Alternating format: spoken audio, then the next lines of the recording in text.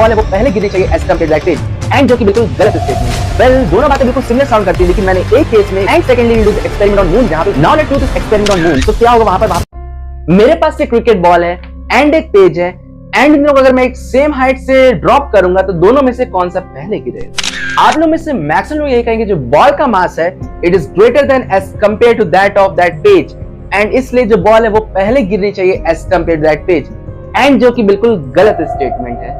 But in practical life we see that ball पहले गिरती है as compare to that page. तो ऐसा होता क्यों है? वेल इसके पीछे एक सिंपल सा रीजन है, एंड उससे पहले let me frame the question again.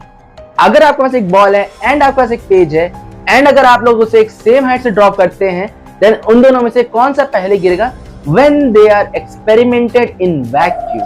Well दोनों बातें बिल्कुल सिमिलर साउंड करती हैं, लेकिन मैंने एक केस में वैक्यूम को ऐड कर दिया।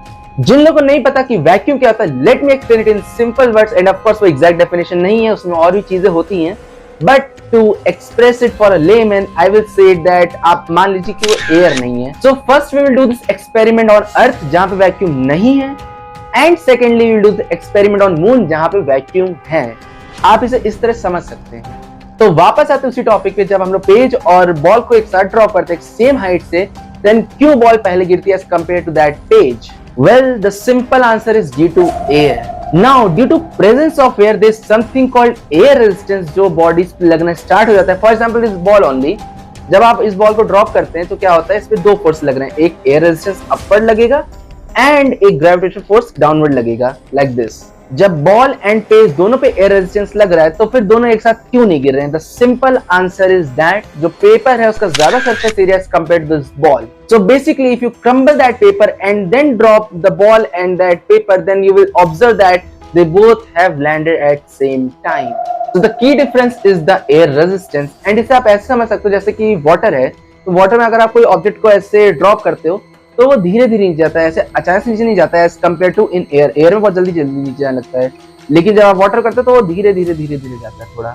Now let's do this experiment on moon. So क्या होगा वहां पे वैक्यूम है, ड्यू टू विच वहां पे कोई एयर नहीं है। सो इस बॉल पे जब ये ड्रॉप होगी तो इस पे सिर्फ और सिर्फ ग्रेविटेशनल फोर्स लगेगा, कोई एयर रेजिस्टेंस नहीं लगेगा, ड्यू टू विच जो पेपर है एंड बॉल है दोनों पे same acceleration due to gravity लगेगा, एंड अगर आप इसे सेम हाइट से ड्रॉप करेंगे तो दोनों सेम टाइम पे ही गिरेंगे irrespective of the shape of paper.